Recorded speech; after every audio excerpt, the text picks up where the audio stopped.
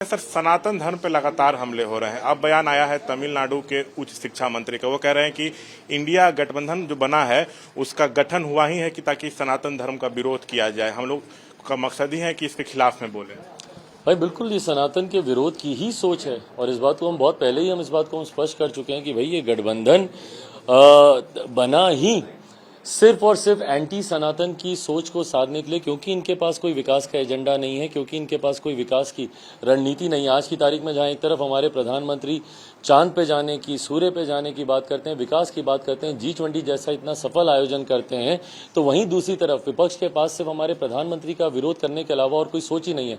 कैसे विरोध किया जाए, तो ये इस बैठक में तय किया गया, जहां पे तमाम दल एक साथ थे। ये तय किया गया कि सनातन का विरोध किया जाए ताकि तुष्टीकरण की राजनीति के माध्यम से अपनी राजनीतिक महत्वाकांक्षाओं को साधा जा सके। तो जिस गठबंधन की सोच ही एंटी सनातन हो, डिवाइड एंड रूल की पॉलिसी हो, लोगों में बंटवारा पैदा करने की सोच के साथ जो गठबंधन एक दूसरे के साथ एक दूसरे का समर्थन करने के लिए आए हैं, तो वो गठबंधन देश का विकास क्या करेगा या देश की जनता उनको कहां स्वीकार करेगी, इस पे बहुत बड़ा प्रश्न चिन्ह। जदयू ने पीएम पद पर दावेदारी पेश की है। ललन सिंह ने कहा है कि नीतीश में देश का नेतृत्व करने की क्षमता है।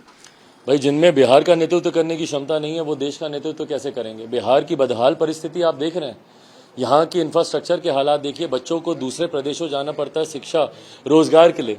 तो जो मुख्यमंत्री अपने प्रदेश का भला नहीं कर पाए वो देश का भला कैसे करेंगे। और दूसरी बात, जिनको प्रदेश की जनता ने ही नकार दिया उनको देश की जनता क्यों स्वीकार करेगी। भाई, तीसरे नंबर की पार्टी पर हैं। आधे से ज्यादा प्रत्याशियों को बिहार की जनता ने पिछली बार विधानसभा के चुनाव में इनको हरा दिया, तो ऐसे में देश की जनता भी इनको कभी स्वीकार नहीं करने वाली। आपके पार्टी की तरफ से आज संकल्प यात्रा की शुरुआत की गई है, आपने हरी झंडी दिखाई है। क्या आपको लग रहा है कि समय से पहले बिहार में विधानसभा चुनाव होंगे और समय से पहले बिहार में या पूरे देश में लोकसभा चुनाव हो जाएगा? भाई, मेरे मुख्यमंत्री विपक्षी दलों के गठबंधन में अपनी महत्वाकांक्षा को साधने के लिए गए।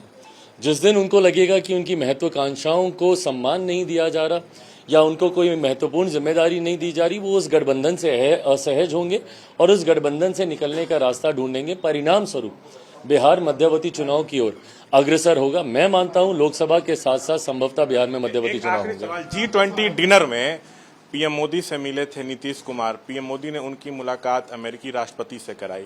अब क्या ऐसा हो सकता है कि नीतीश फिर एनडीए में आए? क्या उनके लिए दरवाजे खुले हुए हैं एनडीए के या बंद हैं? चिराग पासवान का इस पर क्या कहना है, क्योंकि आप एनडीए में और उनके आप बड़े विरोधी हैं। अविश्वास मेरे मुख्यमंत्री को लेकर हर गठबंधन में है। कोई गठबंधन इन पे भरोसा नहीं करता। कोई गठबंधन ऐसा नहीं जिनको इन्होंने ठगा नहीं।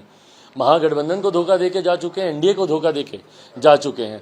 अपने ही नेताओं को जिन्होंने धोखा देने का काम किया हो उन पर गठबंधन तो छोड़ दीजिए, नेता तो छोड़ दीजिए, बिहार की जनता तक उन पर भरोसा नहीं करती।